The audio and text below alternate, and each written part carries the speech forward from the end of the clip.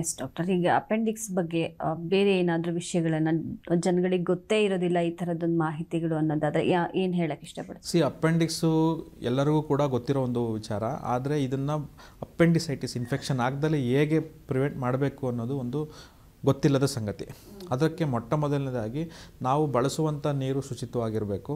ಎರಡನೇದು ಎಷ್ಟು ಕ್ವಾಂಟಿಟಿ ನಾವು ಕುಡಿತೀವಿ, ನೀರು ಕ್ವಾಂಟಿಟಿ ಐದರ್ 3 ಲೀಟ್ರ್ ಕುಡಿತೀವೋ 4 ಲೀಟ್ರ್ ಕುಡಿತೀವೋ ಅದನ್ನು ಕರೆಕ್ಟಾಗಿ ಕುಡಿಬೇಕು. ಯಾಕೆಂತಂದರೆ ಈ ನೀರು ಕುಡಿದಾಗ ಇವನ್ ಒಂದು ಪಕ್ಷದಲ್ಲಿ ನಾವು ಜಂಕ್ ಫುಡ್ಸ್ ತಿನ್ನೋಕ್ಕಾಗಲ್ಲ, ಕಟ್ ಮಾಡಿ ಅಂತ ಹೇಳಿದ್ರು ಕೂಡ ಆಗಲ್ಲ. ಯಾಕಂದರೆ ಒಬ್ಬ ಮಗು ಪಿಜ್ಜಾ ಬರ್ಗರ್ ತಿನ್ನಲೇಬೇಕು ಅಥವಾ ಒಂದು ಯಾವುದು ಜಂಕ್ ಫುಡ್ಡಲ್ಲಿ ಮೈದಾ ಬಳಸಿದಂಥ ಪದಾರ್ಥಗಳು ಸೇವನೆ ಮಾಡಲೇಬೇಕು. ಇಂಥ ಸಂದರ್ಭದಲ್ಲಿ ಅತಿಯಾದ ನೀರು ಕುಡಿದಾಗ ಈ ಜಂಕ್ ಫುಡ್ ಕಂಟೆಂಟಿನ ಏನು ಒಂದು ಕಾನ್ಸ್ಟಿಪೇಷನ್ ಆಗುತ್ತೆ, ಆ ಮಲಬದ್ಧತೆನ ಪ್ರಿವೆಂಟ್ ಮಾಡಲಿಕ್ಕೆ ಈ ನೀರು ಅನುಕೂಲ ಮಾಡುತ್ತೆ. ಅದರಿಂದ ಕರೆಕ್ಟಾದ ಒಂದು 3 to 4 ಲೀಟರ್ಸ್ ನೀರು ಕುಡಿಯೋದ್ರಿಂದ ಕೂಡ ಈ ಅಪೆಂಡಿಸೈಟಿಸನ್ನ ಪ್ರಿವೆಂಟ್ ಮಾಡ್ಬೋದು. ಮತ್ತು ಸ್ಟೇಪಲ್ ಫುಡ್, ಓಕೆ, ಭಾರತೀಯ ಇದ್ರ ಪ್ರಕಾರ ನಾವು ಸ್ಟೇಪಲ್ ಫುಡ್ ಅಂತ ಏನು ಹೇಳ್ತೀವಿ, ಆ ಸ್ಟೇಪಲ್ ಫುಡ್ನು ನಾವು ಸೇವನೆ ಮಾಡಿದಾಗ ಈ ಅಪೆಂಡಿಸೈಟಿಸು ಕೂಡ ನಮಗೆ ಬರುವುದಿಲ್ಲ. ಓಕೆ, ಮತ್ತು ಸ್ಟೇಪಲ್ ಫುಡ್ ಅಂತಂದರೆ ಒಂದು ಕಾಮನ್ ಬ್ಯಾಲೆನ್ಸ್ ಡಯಟ್ ಅಂತ ಹೇಳ್ತೀವಿ. ಓಕೆ, ಇದರಲ್ಲಿ ಅತಿಯಾದ ಫ್ಯಾಟ್ ಇರಲ್ಲ, ಅತಿಯಾದ ಆಯಿಲ್ ಇರಲ್ಲ. ಈಗ ಉತ್ತರ ಕರ್ನಾಟಕದಲ್ಲಿ ನಾವು ಹೋದರೆ ರೊಟ್ಟಿ ಪಲ್ಯ ಚಟ್ನಿ ವಿತ್ ಅನ್ನ ಸಾಂಬಾರು, ಸೊ ಇದನ್ನು ನಾವೇನು ಹೇಳ್ತೀವಿ, ಒಂದು ಸ್ಟೇಪಲ್ ಫುಡ್ ಅಂತ ಹೇಳ್ತೀವಿ. ಹೌದು, ಅದರಲ್ಲಿ ಈವನ್ ಸೌತೆಕಾಯಿ ಇರುತ್ತೆ, ಈರುಳ್ಳಿನೂ ಇರುತ್ತೆ. ಸೊ ಎಲ್ಲ ಥರದ್ದನ್ನು ನಾವು ತೊಗೊಂಡಾಗ ಇಲ್ಲಿ ಫೈಬರ್ಸ್ ಎಲ್ಲ ಬಂದ್ಬಿಡುತ್ತೆ. ಅತಿಯಾದ ಫೈಬರ್ ಕಂಟೆಂಟ್ ಇರುವಂಥ ಫುಡ್ ತೊಗೊಂಡಾಗ ಈ ಜಠರಕ್ಕೆ ಸಂಬಂಧಿಸಿದ ಮತ್ತು ಇಂಟೆಸ್ಟೈನ್ಗೆ ಸಂಬಂಧಿಸಿದ ಕಾಯಿಲೆಗಳನ್ನು ನಾವು 95% ಕಮ್ಮಿ ಮಾಡ್ಬೋದು.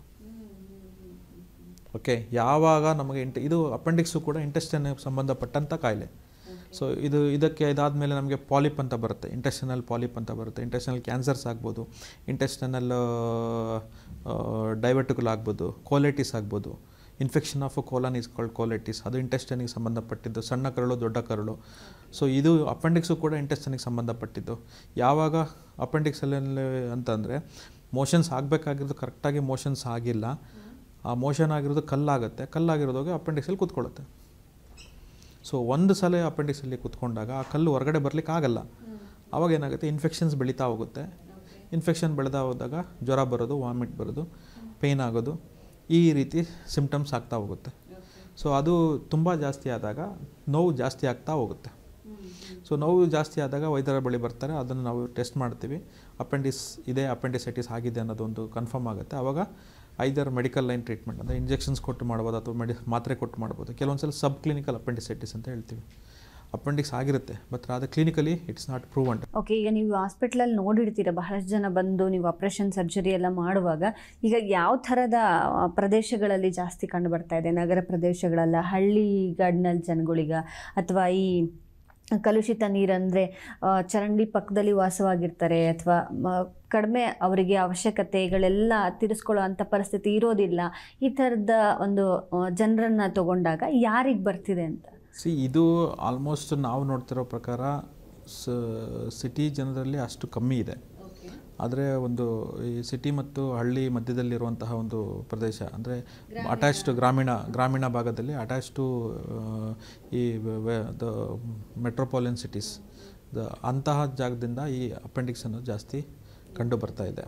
ಸೊ ಇದೆಲ್ಲ ಏನಾಗುತ್ತೆ ಅಂತಂದರೆ ಕೆಲವು ಪೇಷಂಟ್ಸ್ ಎಲ್ಲ ಆಲ್ಮೋಸ್ಟು ಈ ಗೌರ್ಮೆಂಟ್ ಹಾಸ್ಪಿಟಲ್ಸಲ್ಲಿ ಇತ್ತೀಚಿನ ದಿನಗಳಲ್ಲಿ ಹೋಗ್ತಾ ಇದ್ದಾರೆ. ಇತ್ತೀಚಿನ ದಿನಗಳಲ್ಲಿ ಒಳ್ಳೆಯ ಫೆಸಿಲಿಟೀಸ್ ಇರೋದ್ರಿಂದ ಅಲ್ಲೂ ಕೂಡ ಟ್ರೀಟ್ಮೆಂಟ್ ಆಗ್ತಾಯಿದೆ. ಸೊ ಕ್ಲಿಷ್ಟಕರ ಕೇಸನ್ನು ನಮ್ಮ ಒಂದು ಮೆಟ್ರೋಪಾಲಿಯನ್ ಸಿಟೀಸಲ್ಲಿ ಅದನ್ನು ಸೂಕ್ಷ್ಮವಾಗಿ ನೋಡಿ ಆಪ್ರೇಷನ್ ಮಾಡಿ ಚಿಕಿತ್ಸೆ ಕೊಡ್ತಾಯಿದ್ದೀವಿ.